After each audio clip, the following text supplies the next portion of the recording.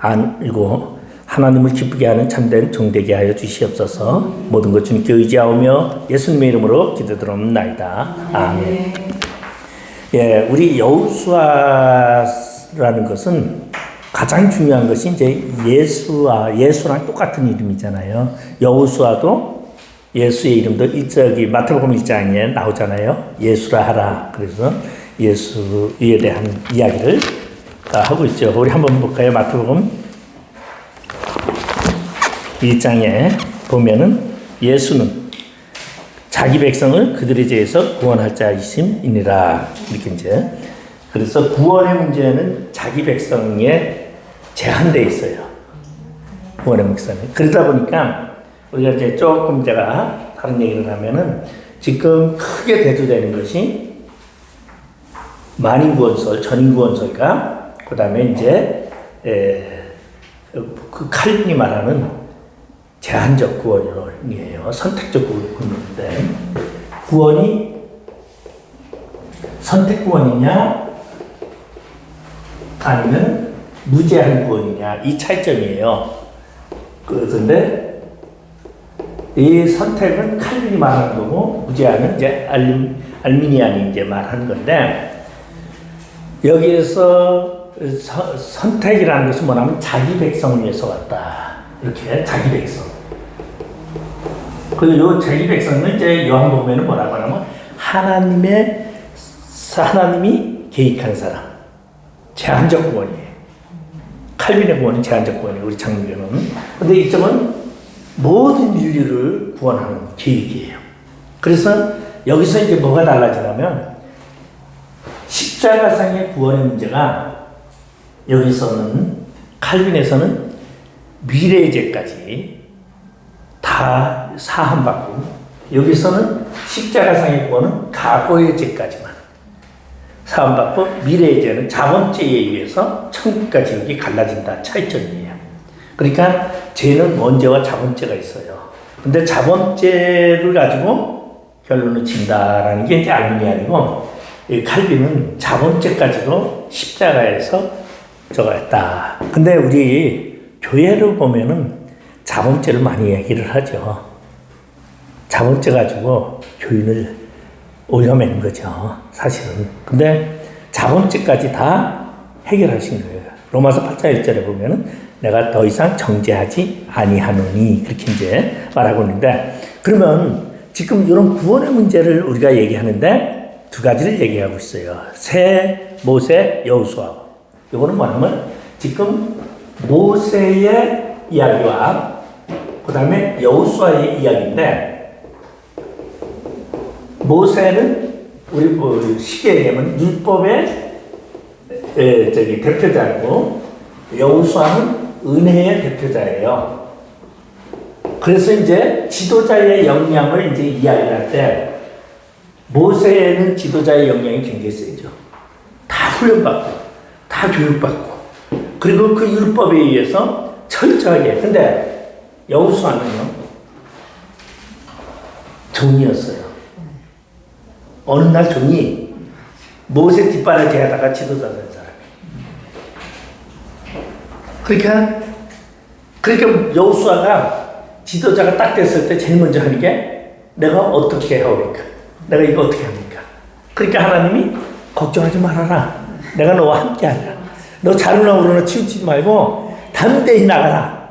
이게 여호수아 1장이야. 전부 다. 그러니까 새 모세에 대한 새 모세 여호수아인데 그러면 모세는 무엇으로 통치했고 규범과 그동안의 경험과 규칙을 가지고 율법을 기준으로 해서 백성을 통치했는데 여호수아는 모든 것이 없어요. 하나님. 그래서 요거를 나누기 위해서 무엇이 있었냐면은 광야라는 게 있었어요. 광야라는 걸 통해서 율법과 은혜를 구분하게 합니다. 근데 이 광야에서 율법을 따랐던 사람은 다 죽는 거예요. 실제 심판 때도 똑같은 얘기예요. 그러면은 광야 생활은 우리가 이제 과거에는 이제 많이 했는데 교회 생활이라고 하는데 저는 이거 틀렸다 말하는 사람이에요. 절대 광야는 교회 생활이 아니다. 광야는 뭐냐? 죽음의 생활이다. 강야. 자, 우리 민수기.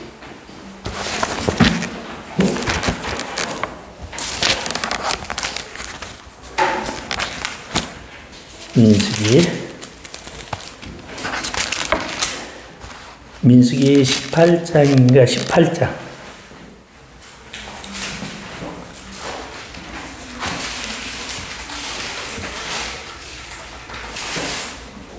아니구나. 19장.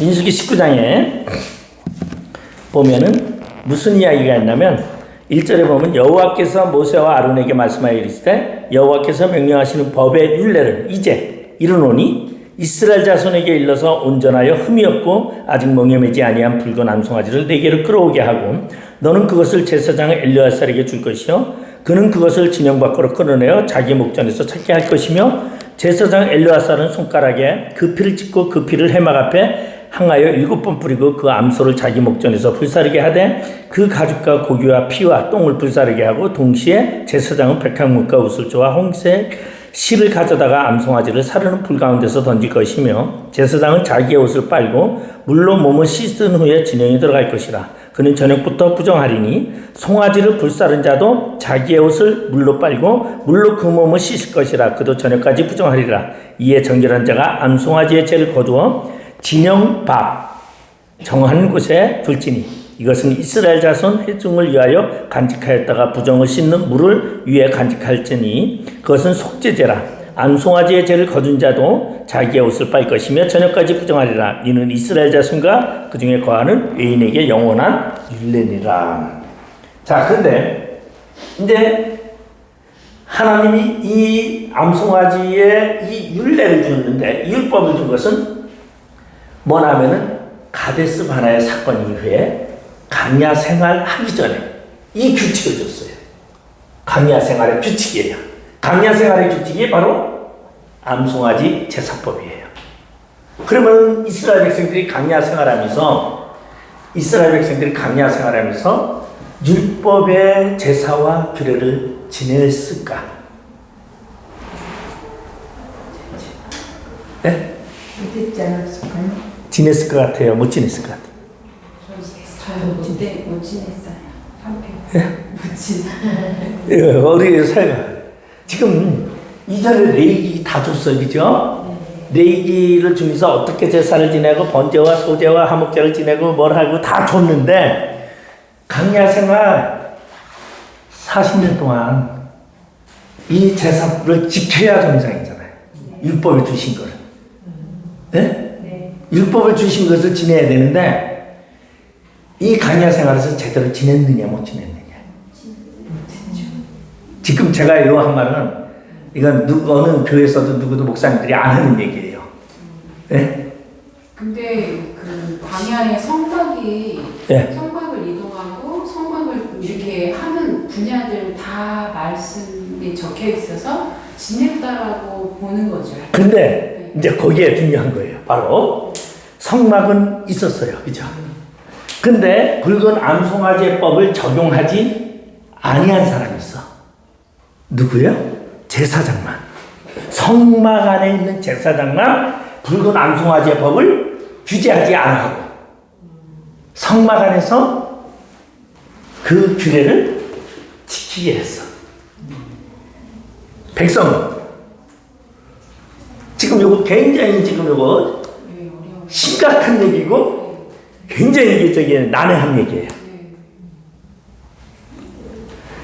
제사장들에게는 이 붉은 암송아지에 대한 법을 면제해줬어. 제사장만. 그리고 모든 백성은 다 붉은 암송아지의 법을 적용시켰는데 그러면 왜냐면 이게 지금 특별한 법이거든요. 세대주의자들은 지금 붉은 암송아지가 7번째 나왔다고 난리를 피우면서 예수님 재림이 왔다고 하는 얘기예요. 이게. 근데 그거 다 사기예요, 사기. 쉽게 얘기하면 사기예요. 근데 이 붉은 암송아지가 예수를 예표하는 거거든요. 그래서 예수를 예표하는데 그러면은 지금 붉은 암송아지의 법은 하나님을 위한 것도 아니고 백성들의 죄를 사하는 법도 아니고. 예? 요거는 뭐냐면은 진영에 들어와 사느냐 못 사느냐 그 규례 속에서 정결함을 말하는 거예요. 그러면 붉은 송아지 법이, 이 법이 레위기에는 없고 민수기에만 있어. 그러니까 민수기에만 있는데 이게 저 하나님이 정한 법으로서 하나님의 규례를 위해서 했다면은 레위기에 나와야 정상이야.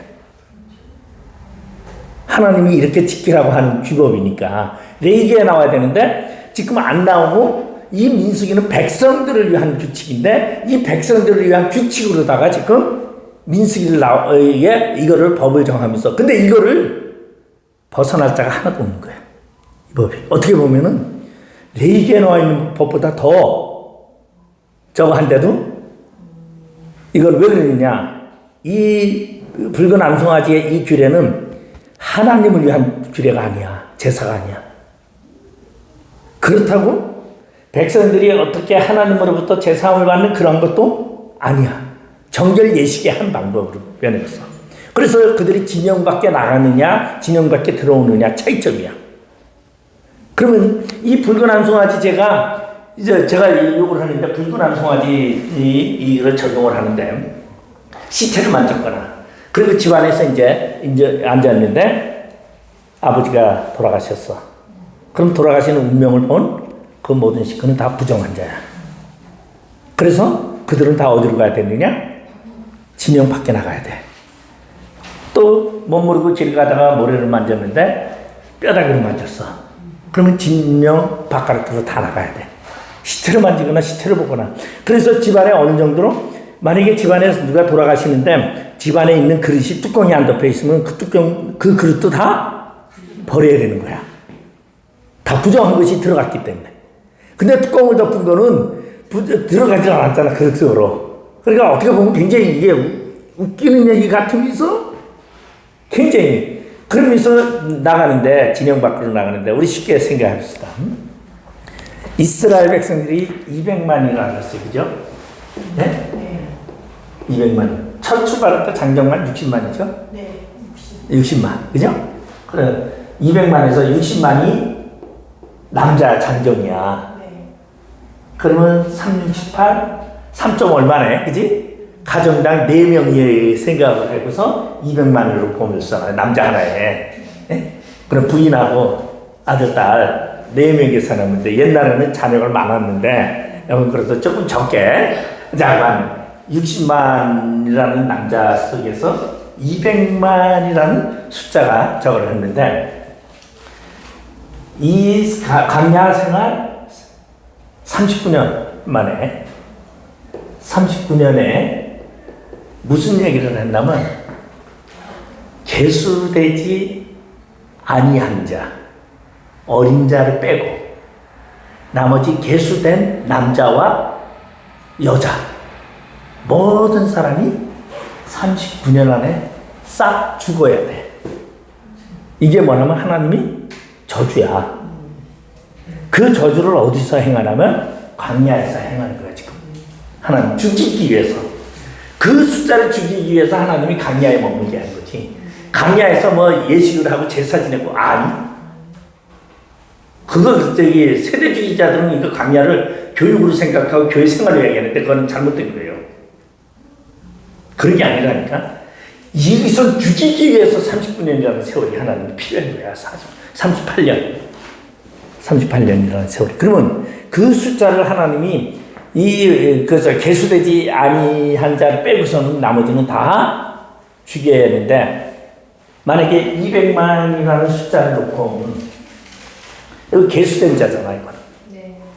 200만을 누구만 놔두고 갈렙과 여호수아만 빼고선 200만을 죽여야 돼. 그러면 200만을 죽이기 위해서는 1년에 365일 해가지고 40을 해봐요. 곱해서. 그래서 나누기 해봐. 하루에 몇 명이 죽어야 되냐. 네? 하루에 75명인가 78명인가 한 100명이 죽어야 돼. 하루에 100명씩 죽어야 그 숫자를 다 죽이는 거야 하나님이. 이건 죽는 시간이니까. 왜냐하면 죽는 시간인데 그러면은 100명이 죽었다 이게요. 100명이 죽으면 일주일이면은 700명이야. 그죠? 죽은 숫자가. 근데 놀라운 것은 그 700명의 숫자 중에 가족들이 있어. 죽는 걸 본 사람들이. 예? 가족들이 또 아버지가 꼴가닥 하려고 그러니까 와서 봐야 될까, 문명을 지켜야 될 거 아니에요. 그러고서는 다 진영 밖으로 나가는 거야. 그러면 진영 밖에 숫자가 얼마나 많겠냐는 거지. 하루에 저기 75명을 잡고, 아마 제가 이거 나눠본 적이 있는데 70몇 명으로 알아. 78명인가 그랬던 것 같아. 그럼 75 곱하기 식구들 한 3명이든 4명이든, 예? 그러면 4명을 하면은 5, 4, 20, 4, 7, 28, 300명이네? 예? 하루에 300명이 어디로 나가야 돼? 진영 밖으로 나가야 돼. 그럼 일주일 동안 나가 있어야 돼. 그럼 곱하기 7, 3, 7, 21. 예? 2100명. 예? 2100명이 나가 있어야 되는 거예요. 그럼 그 무리쓰겨서 매일 들어갔다 나갔다 하는 숫자야 이게. 그럼 진영 밖에 있는 사람은 제사에 참석할 수 있어요 없어요? 없어요. 진영 밖에 뭐죠? 부정한 자예요. 그래서 암송아지도 어디서 태워요? 진영 밖 소각장에서 태워. 그래서 왜 암송아지를 예수라고 하냐면 예수가 어디서 죽었어요? 진영 밖, 영문 밖. 영문 밖 어디에서? 해골의 곳에서, 죽음의 곳에서. 그러니까 예수의 죽음도 성 안이 아니라 진영 밖에서 서쪽하는 붉은 노을, 영문 밖에 빛이 누나 그래요. 영문 밖에서 어디 나면 해골의 곳이라는. 해골의 곳이 뭐예요? 죽은 시체를 놔두는 곳이에요. 이게 소각장, 지금 얘기하면 여기 소각장이야. 성막이라는 그들의 이스라엘 백성들에서 진영 밖에 소각장에서 태워야 돼. 근데 이 태운 암송아지가 뭐가 돼요? 백성들을 정결케 하는 자. 정결케 하게 됩니다. 그러면 이스라엘을 이 사람들이 진영 밖에 나갔는데 진영 밖에 나가서 있을 때에 그들이 3일째 되는 일주일 동안 뭐 해요? 진영 밖에서 그냥 가만히 있으면서 회개하는 거야. 씻는 거야. 자신의 죄를 씻다가 3일째 되는 날은 다 오면 제사장이 그 붉은 암송아지 죄를 우슬초에다 해가지고 물을 묻혀서 뿌려주는 거야. 이렇게 하고. 근데 그 수많은 사람을 붉은 암송아지 한 마리 가지고 죄를 뿌리려니까 거의 조금 슬쩍 간 거겠지. 이게 뭐냐면 정결함이야. 제사함이야. 그리고 3일째 되는 날, 그 다음에 이제 들어오기 전에 6일째인가 7일째, 그때 다시 저걸 하고서 7일 되면은 다시 진영 안에 들어오는 거야. 천주교에서 교회가지고 맨날 이렇게 하는 게 그건가요? 그건 이제 성수 개념이고, 그러니까 비슷한 개념이지. 우선처럼. 근데 여기 이제 태우는데, 거기 보면은, 한번 볼까요? 19장에 보면은, 예, 거기에 보면은, 암송아지 몇 절에 있나? 우슬초를 가져다가 그물에 찍어 거기 암송아지를 태울 때에 넣는 거. 예? 6절. 백향목과 우슬초와 홍색실을 가져다가 암송아지를 사르는 불 가운데 던질 것이며. 이게 지금 영적으로 이제 의미하는 게 많아요. 예수님의 그걸 이제 의미하는데 제가 그거는 이제 지금 얘기를 안 하고, 왜냐면 그거는 신학자들의 논란이지 그 답은 아니니까. 어쨌든 간에 그렇게 하면서 이거를 죄를 가져다가 막아주고 죄를 보관을 하는 거야.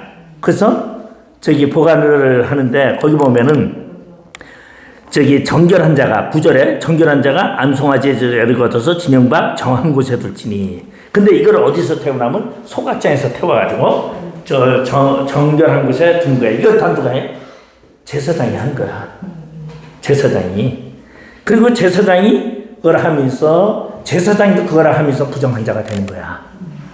그리고 그런데 이제 시체 만진 자 다 진영 밖에 나가야 되는데 제사장은 진영 밖에를 안 나가게 했어. 그 얘기는 뭐냐면 바로 아까 율법이 무너지기 때문에. 예? 예? 예, 그 보면은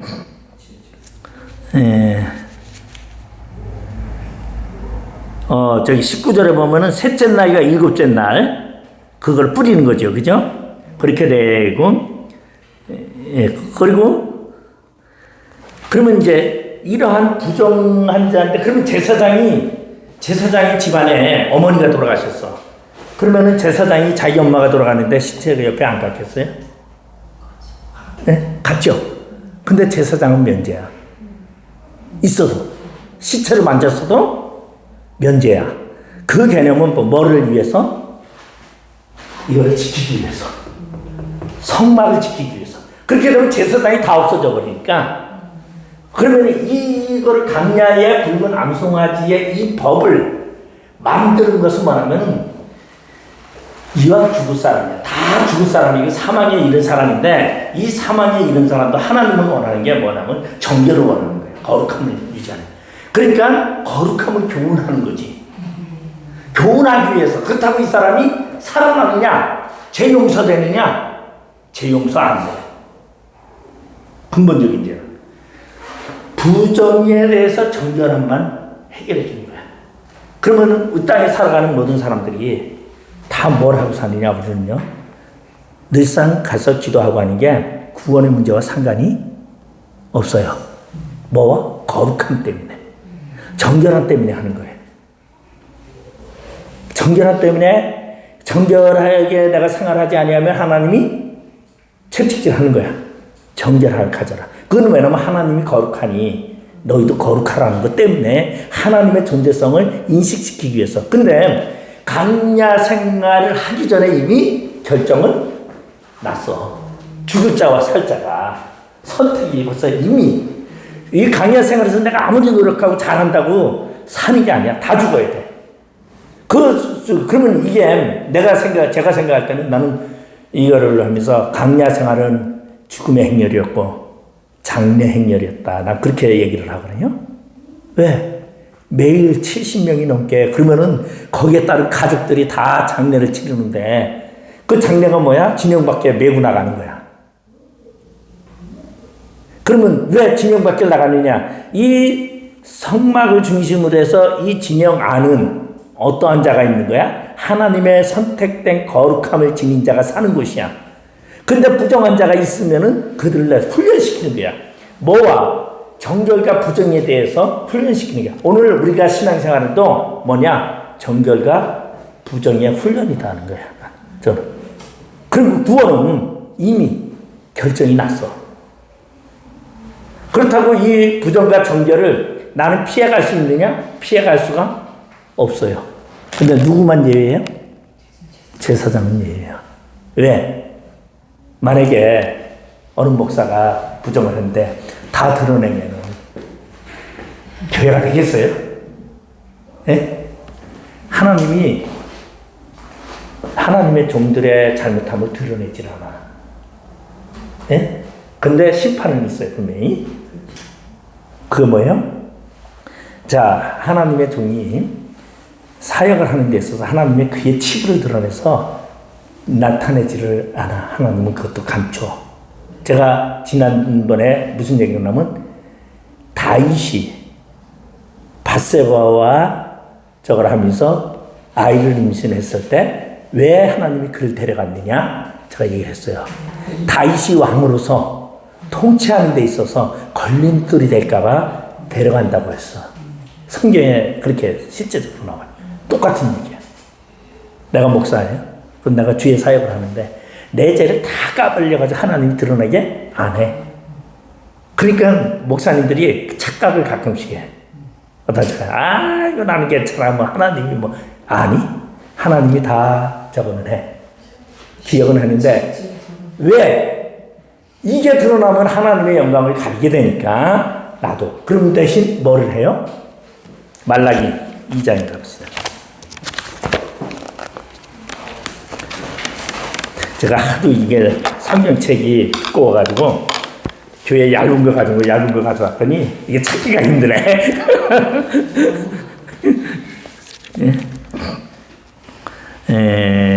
말라기 2장 똥치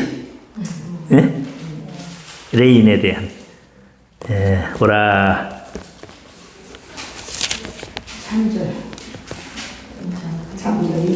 3절에 있죠. 보라 내가 너희의 자손을 꾸짖을 것이요 똥 곧 너희 절기의 희생의 똥을 너희 얼굴에 바를 것이라 너희가 그것과 함께 제하여 버림을 당하리라. 이게 누구에게? 제사장들의 한 얘기야.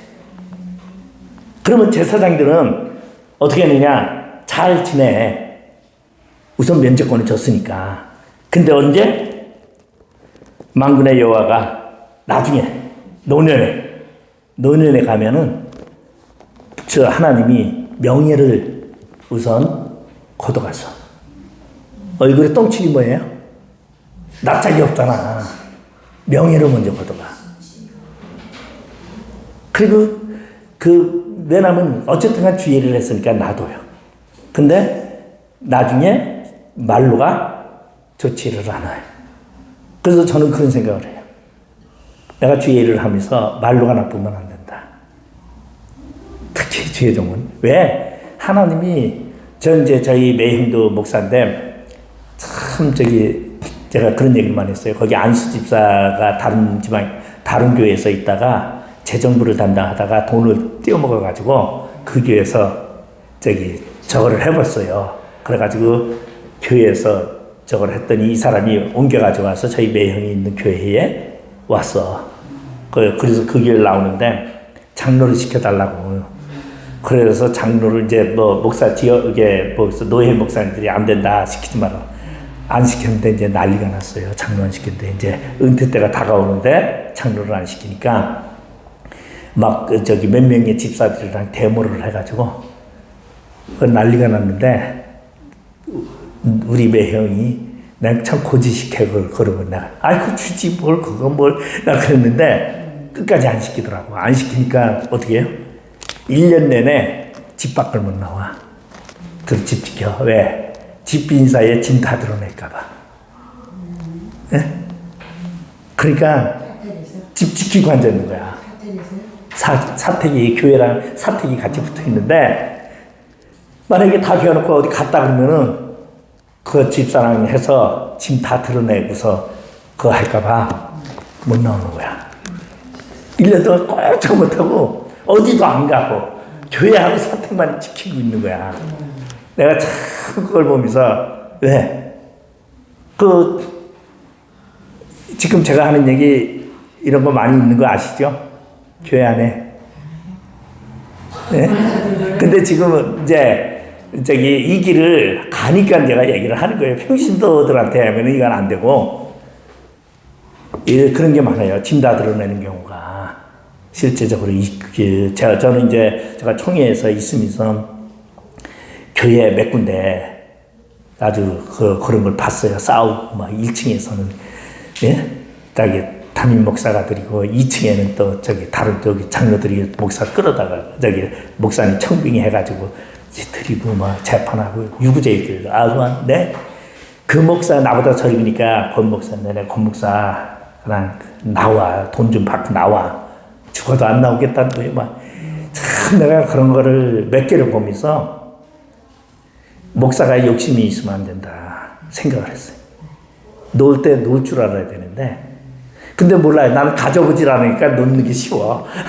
근데 가져본 자는 놓는 게 쉽지는 않지. 물론 그건 이해가 되지만 참 그런 걸 많이 보는데 여기 보면은 하나님 제사장은 예외라는 거는 뭐냐면 광야 생활 속에서 하나님의 법도를 지켜나가고 이끌어가기 위해서 제사장을 면제하는 사건이야.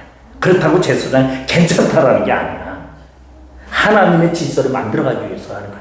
그러면서 광야 생활에서 싹을 다 죽이는 사건이지. 그러면 우리가 광야 생활에 살고 있어요. 그죠? 우리 광야 생활에 사는데 우리가 이 광야 생활을 하면서 여러분이 교회 열심히 다닌다고 구원받습니까?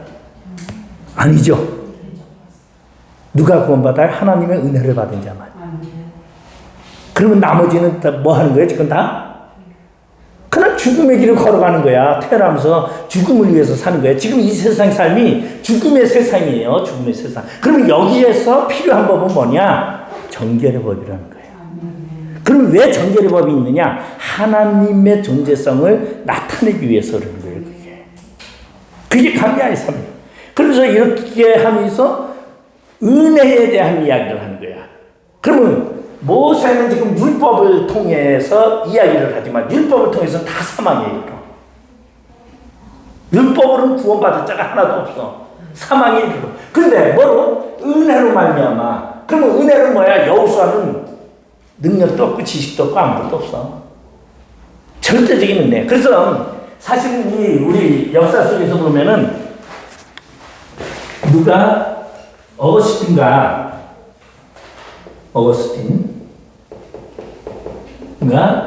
펠라기우스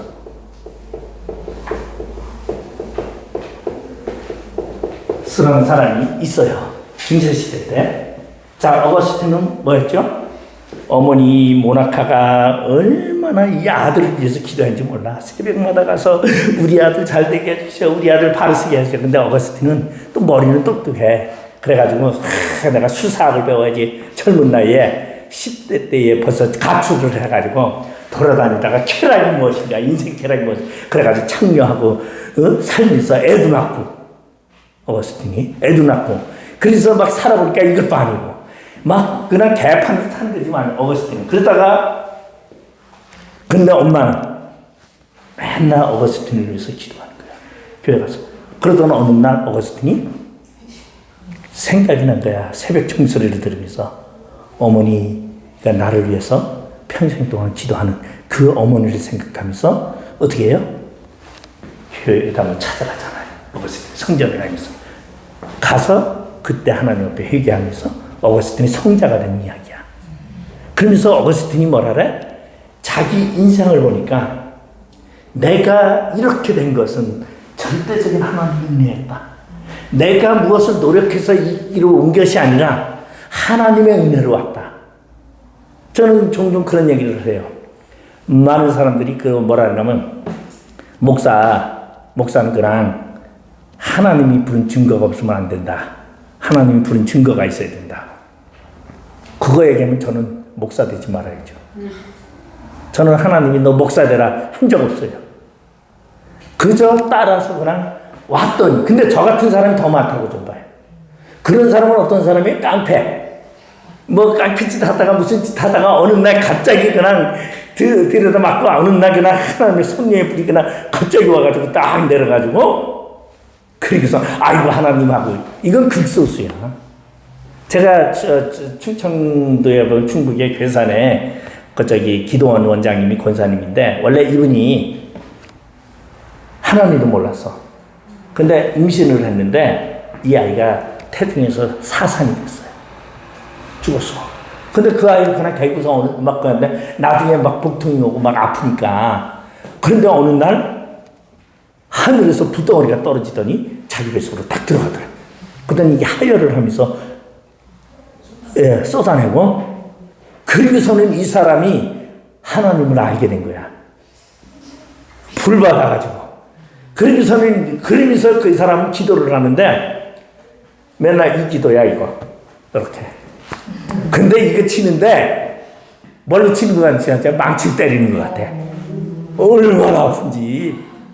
예? 그러니까 여기 이렇게 해주면은 망치로다가 펑펑펑 치는 것 같아. 손 끝이 다 구둑살배기인 것 같은 게 이거를 치료를 하더라. 근데 이제 완전히 어느 날 성경 알고 한 게 아니라 어느 날 갑자기 불 받으면서 저거 해서 그래가지고 환자들 보면 이제 환자들 기도해 주는 거야. 가서 무척대고 뭐가나 손 두들기면서 기도를 해주는데 저거를. 근데 이분이 이제 제가 1월 1일 날 충주기도원에서 1월 1일 날 신년 기도회 집회를 했어요. 집회 이제 강사를 이제 나갔는데 나도 이제 본강사 흉내 좀 내느냐고 봉투 들어온 거 가지고 이제 얘기를 했지. 이 사람 이 사람 누구냐? 권사님 일어나세요 하면서 조금씩 얘기 좀 했어. 조금 옛날에는 이제 그런 게 조금 있어가지고 그랬더니 아주 신령 환자가 돼버렸어. 어디 가서 조금 그러면 신령 환자 돼요. 완전히. 내가 그것 때문에 내가 붕에 간둔 거예요. 나중에 사기꾼 되겠더라고 내가. 그래서 딱 접었지. 내가 3년 딱 하고 그동안에는 뭐 전국을 돌아다니면서 기도하고 내가 그랬는데 그 권사님 때문에 그 권사님 원장님이 왔는데 이제 첫날 와가지고 저를 은혜를 받았는지 하여간 우리 교회를 찾아왔더라고. 찾아와서 기도를 하는데 하나님이 가르쳐준대. 근데 기도를 딱 하는데 이 교회 목사님은 내가 사랑하는 어린 양이니라 그러더래. 그러니까 이 권사님이 나한테 꼬박 붙는 거야. 하나님이 사랑하는 어린 양이라고. 그러니까 완전히 나를 이제 하나님의 쪽으로 생각을 하는 거예요. 그러니까 얼마나 나한테 잘하는지. 나는 그래서 조금 영성 있다고 하는 사람이 좋아. 왜냐하면 조금 영성 있다는 사람이 한번 꽂히면은 엄청나게 잘하거든. 그래서 내가 그래서 영성 있다고 하는 사람이 난 더 좋거든. 그래서 몰라요. 내가 내 주변에 지금까지 영성 있다고 하는 사람들이 많이 거쳐갔어요. 저기 뭐 대한수도원에서 10년 동안 치마저고리 입고 그거 하던 분들이 제 제자 있고 지금도 보시죠. 다 그거. 근데 그런 분들이 더 순수해요. 왜? 다 해봤거든. 해봤으니까 해봤는데 자기가 절대적으로 말씀보다 못하다라는 걸 알거든. 그리고 말씀에 그래. 그러니까 아주 완전히 우리 저기 최 교수님도 알잖아요. 아주 나한테 저기 그 최영신 목사님 꼭 주잖아요. 왜냐하면 영성의 길을, 사역의 은사의 길을, 그 어머니는 대한수도원 직이야. 그러니까 그런 거 하는데, 어머니서부터 집안이 그거 하는 집안인데, 완전히 깨지. 그렇다고 없어지는 게 아니잖아요. 은사 사역이 있는데, 말씀을 더 연구를 하고. 그래서 내가 참, 그걸 알게 되면. 근데 이제 말씀을 모르고 영성을 계속 추구하는 사람은 아직까지 영적으로 열매가 덜 익은 거지. 열매가 익으면은 뭘 느끼냐면 영성을 하면서 영성의 공급이 말씀이라는 것을 깨달게 돼야 이제 그게 오는데. 근데 그 기도원 원장님이 와서 하나님의 어린 양이 하는 게 그 다음서부터는 그냥 나를 목사님 기도 좀 해라 두고 가야 되는데 한장. 그때서부터 1년을 내가 꼬박 대한민국 다 돌아다녔어. 원 한자가 그렇게 많아. 근데 재밌는 것은 이제 가서 손을 얹고 이제 기도를 해. 그 지금까지 해왔어요, 그 원장님이. 그러면 손을 딱 얹으면 손을 얹고 딱 기도를 하면 잡혀요. 탁구공만하게 잡히기도 하고, 예? 크게도 잡히고, 어떤 사람은 농구공처럼 잡혀. 그럼 이제 손을 딱 대고 기도해서 농구공처럼 그 딱 잡힐 때는 내가 이제 기도를 그러지. 하나님, 이 생명 걷어가 주시고, 이 생명 하나님의 나라에 들어가게 해주시고, 이 영혼을 받아주시옵소서. 이렇게 기도를 해요. 그리고 조금 하면 당신은 나을 수 있다. 이거 이제 그거 오니까 어쩔 수 없는 거야, 그게. 근데 이제 한자 하나 놓고서 원장님과 나가 틀렸어. 나는 그분 한 달 못 간다. 원장님은 인천대로 왜냐면 자기 불받았기 때문에 불받았기 때문에 불만 받으면 된다. 막 이제 그렇게 그렇게 그런 열정을 갖고 불받게 하려고. 근데 20일 만에 돌아가셨어요. 그럼 제가 이 얘기를 하는 걸 뭐냐면 죽음과 삶은 내 노력에 의해서 되는 게 아니에요. 내가 하나님께 기도한다고 연장되는 게 아니라니까. 하나님의 계획이에요. 하나님의 시간이야. 죽는 것도 하나님이고 하나님의 계획이고 사는 것도 하나님의 계획이야. 그 기도 많이 한다고 살아나는 게 아니거든. 그러면 뭐야? 남은 생애 동안 내가 사명을 다하면서 사느냐 못 사냐 이게 중요한 거지. 생명사는 뭐예요? 근데 내가 조금 섭한 게 하나 있었어. 뭔지 하면은 먼저 번에 우리 문지수 전도사님이 그 얘기했어요. 소명이 있는 자는 죽지 않는다고 했는데 우리 건우강 교수님이 나한테 뭐 소명 없다 그랬던가. 그러니까 기분이 좀 안 좋더라고. 소명 없으면 죽어야 되거든. 근데 죽기는 싫은가 봐요. 맨날 그러니까 그러면 왜 지금 가데스 바네아의 사건이 지나고 하나님께서 내가 너희 날수를 계산해서 너희가 하루를 1년을 해서 38년 동안 그냥 2년은 벌써 광야 생활에서 성막 만들면서 때웠기 때문에 38년을 너희가 광야에서 돌아야 한다 얘기를 하고 강야에서 죽어야 한다 그랬어. 죽기로 다 했고 그 다음에 이제 뭐만 남았냐면은 저기 갈렙과 여호수아만 들어갈 것이다. 그리고서는 여호수아의 지도를 은혜라는 표현을 했고 모세의 지도를 율법이라고 표현하는 거예요. 그래서 우리는 율법과 은혜. 근데 가나안을 들어가는 거, 요단강을 건널 수 있는 것은 은혜 받은 자만이 건널 수 있다. 율법은 뭐로? 죽음을 알게 하는 것이. 그리고 율법은 뭐예요? 정결하게 하는 삶이. 그러니까 율법은 이 땅에서만 있지 하늘에 가면 없는 거예요. 예? 율법을 하늘 천국 가서도 율법 지킨 줄 아세요? 없어요. 이 땅에서. 그럼 왜 율법을 너에게 줬어요?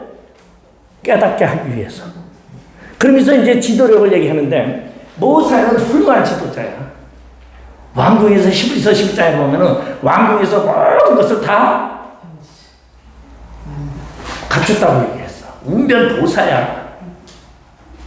근데 제가 이제 가끔씩 그런 얘기 들어요. 모세가 나는 말할 줄 모르니 그러니까 뭐 말도 못했는데 야 너 형 아론이 있지 않느냐. 그래서 모세의 대신 아론이 설교했어요? 아니요. 모세가 다 설교했어요. 모세가 설교하면요 그 수많은 사람이 다 불켰어요. 모세가 말을 그렇게 잘했다고요.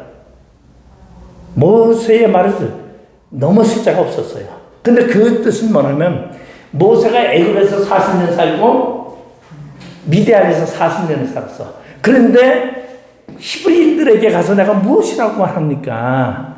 내가 히브리 사람은 히브리 사람이지만 저들이 나를 히브리 사람으로 인정도 안 할 테고 나도 납작이에 있지 그들에게 가서 내가 히브리 사람이라고 말할 수도 없는 입장 아닙니까? 라고 하나님께 얘기하는 거죠. 그 표현이지 말 못하라는 표현이 아니잖아요. 환경에 대한 문제를 이야기하고 있어요. 그런 모세, 그리고 모세를 통해서 율법에 대해서 얘기했는데, 그 다음에 이제 가나안을 건너기 위해서 은혜를 받은 자만이 가나안을 건너게 되는. 그리고 여호수아를 지도자를 은혜 지도자라 그렇게 얘기를 하죠. 그래서 여호수아를 우리는 예수로 표현하고 있습니다. 자, 그렇게 하면서 이제 여러분이 그거를 보면은 새 모세 여호수아를 들어가 보면 조금 내려가다 보면 율법을 지키는 법안에 그런 거 있어요. 보여요? 1장 8절은 모세의 율법책 고단원 밑에 율법을 지키는 법 안에서 형통한 것을 보여주는 것은 여리고성 전투에서 잘 나타난다. 따라서 여리고 정복과 아이성 패배는 1장이 말하고 있는 것이 어떻게 이루어지는지에 대한 예증이다. 제8장은 세겜에서 다시 율법을 낭독하며 마지막 장은 다시 세겜에서 율법을 떠나서는 살 수 없음을 여호수아의 최후의 고별 설교로 말한다. 율법은 근본이다. 지도자가 이 율법을 솔선수범하여 지키는 것이다. 여호수아는 신의 산 율법이 살아있음을 생기시킨다. 모세의 사명과 율법이 여호수아에게 전수된 것이다. 그렇다고 율법이 없어졌느냐? 없어지지 아니했다. 지금도 그래요. 지금도 율법이 없어지지 않았어요. 그러면 율법이 왜 있습니까 지금에? 네? 율법이 있는 이유. 죄를 불가. 네? 성경에는 죄를. 그렇죠. 그렇게 말하는데 죄를 분석하기 위해서 율법이 있는 거예요. 그러면 율법을 예수님 이후에는 우리 예수 안에 있는 사람은 율법이 없어요. 적용되지도 않아요. 근데 그 율법을 왜 뒀느냐? 누구한테 적용하려고? 심판받을 자를 위하여 율법이 남아있는 거예요. 그럼 심판받을 자를 왜 심판해야 하는지를 정당성을 가져야 되기 때문에 심판받을 자를 위하여 율법은 지금 있어요. 근데 우리는 그 율법이 적용되지 않아요. 생명의 법이 적용되지 생명의 법이 뭐예요? 예수 안에 있는 거예요. 율법은 심판받을 자를 위한 법이에요. 그래서 지금도 율법은 있어요. 근데 그 율법은 우리에게 적용되는 것이 아니라 심판을 위해서 준비된 법입니다. 그 심판은 뭐예요? 죄의 분별력이죠. 죄의. 그러면 심판을 하는데 아마 여러분이 최 교수님한테 갔지만은 성경에 3가지 책이 나온다 그랬을 거예요. 요한계시록에 나와 있는 네? 생명책과 행위록과 그 다음에 말라기 3장에 나와 있는 기념책. 예? 자, 생명책에는 구원받을 자의 이름만 있어. 그 다음에 행위록은 심판받을 자의 죄가 있어. 거기는 의의 행위는 없어. 근데 막 어떤 분은 의의 행위와 죄악의 행위가 다 기록되는 줄 아는데 아니야. 그리고 하나님의 구원받은 백성들이 하나님의 영광을 위해서 행위는 기념책이 기록되는 거예요. 그리고 그렇게 이제 성경에 되어 있는데 그러면은 하나님을 위해서 열심히 일을 했어. 하나님을 위해서 재산 다 갖다 팔아가지고 교회를 갖다 바쳤어요. 하나님이 상급을 주신다 했어요. 주신다 그랬죠, 그죠? 근데 그 상급이 뭐라 그래요? 계시록에 보니까 이사장로가 다 벗어서 예수 앞에 던져요. 왜 던져요? 구원보다 더 큰 은혜가 없더라는 거죠. 그러니까 이사장로가 어린 양 예수에게 면류관을 다 벗어서 던지는 거예요. 이 땅에서 아무리 해도 구원받은 것보다 더 큰 건 없는 거예요. 그러니까 1등상이 있고 5등상이 있는데 1등상이 최고지. 1등상이 뭐예요? 구원부. 5등상은 뭐냐면 행위에 대한 따르. 이거 필요가 없는 거야. 구원의 은혜만큼 큰 것이 없는데 근데 이제 우리 김태환 교수님은 구원에 대해서 너무 이제 얘기를 좀 많이 하셔. 구원에. 내가 그거 뭐라 그랬다가 그 교인 집사가 뭐라 그러더라고 나한테. 근데 이제 하여간 구원이 기본이야. 기초야. 근데 우리는 이미 구원을 얻은 자야. 그렇기 때문에 우리는 뭐 해야 돼요? 하나님의 영광을 위해서 사는 사람이야. 이제 삶은 하나님의 영광을 위해서. 근데 그 영광은 무엇의 은혜로 말미암아 얻어지는 거예요. 그래서 여호수아가 저 가는데 이스라엘 백성들이 가나안에 들어가서도 율법을 얘기하고 낭독하고 우리 하면은 세겜에 가서 율법을 낭독하잖아요. 그거는 질서로 말하는 거예요. 율법에는 뭐가 있어요? 시민법도 있고 하나님의 법, 시민법, 도덕법 이런 것이 다 들어가 있는 게 율법이야. 그건 왜? 공동체 때문에. 그래서 이제 일부 잘못 해석하는 사람이 뭐라고 하냐면 구약의 구원은 공동체 구원이고 신약의 구원은 개별 구원이다 이렇게 말하는 사람이 있는데 구원은 개별 구원이지 공동체 구원은 없다. 예? 근데 이제 이스라엘은 공동체 구원을 부르짖는 사람은 제3성전이 예루살렘에 세워지는 순간에 이스라엘은 전부 구원을 받는다 이렇게 말하는 거예요. 세대. 빨간 송아지를 그렇게 강조하는 거죠. 그거 잘못된 거예요. 지금 하고 있어요. 지금 그렇게 많이 하고 있어요. 그죠? 세대. 그거 잘못된 거예요. 완전 잘못해서 있는데. 네, 잘못해서 하는 거예요. 그러니까 지금 제가 보면 유튜브나 이런 데 보면 세대적 구원론 주장하는 사람들이 너무 많아. 그거 잘못된 거예요. 마라나타도 영향이 세대적 구원론이 치우쳤어요. 거기로. 그러니까 지금 뭐 다 하는 게 세대. 근데 왜 세대적 구원에 치우치냐? 이유는 간단해. 돈 때문에. 재물 때문에 그래. 근데 구원은 절대적으로 개인 구원이지 공동체 구원은 없다. 왜? 예수로 말미암아 구원받는 거지. 말씀으로 구원받지 못해요. 그죠? 너희가 영생을 얻고자 성경을 상고하거니와 성경은 예수 그리스도를 증거하는 것이다. 구원은 예수가 준 거야. 말씀은 예수를 가리키는 거야. 그러니까 이스라엘은 뭐야? 말씀이야, 율법. 그들은 모세오경만, 지금도 모세오경만 해. 하나님만 믿어. 예수를 안 믿어. 그래서 예수 안 믿으면 그들은 구원 못 받아요. 택했다고 하니? 그러면 왜 구약에서 이스라엘을 택했느냐, 하나님이? 택한 이유는 뭐 하기 위해서? 하나님에 대한 하나님을 따르면 복을 받고 하나님의 말씀에 경청치 아니하고 말씀을 따르지 않으면 징계를 받는 표본을 삼기 위해서 이스라엘을 선택했다 그랬어요. 이스라엘을 선택한 게 구원을 선택한 게 아니야. 하나님의 존재성을 위해서 선택한 거야. 근데 제일 불행한 게 뭔지 아세요? 자, 우리 보면은 심판받을 자도 하나님이 선택하고 가르는 자도 하나님이 선택했고 은혜 받은 자도 하나님이 선택했어. 근데 뭐를 성경에는 뭐라 그랬어요? 너희가 하나님의 영광을 가리기 위한 그러한 자로 선택받는 자가 되지 않기 위하여 그래. 그러니까 하나님의 영광을 가리기 하기 위해서 선택되어지는 거였어. 제일 불행한 거예요. 그러면 이런 자는 어떤 자? 이미 선택이 되었어. 언제 그 사람이 태어날 때서부터. 그러면 이 사람들이 태어날 때서부터 선택되어졌는데 이 사람은 예수를 믿는 것 같지만 언젠가는 그런 자가 될 수밖에 없는 거예요.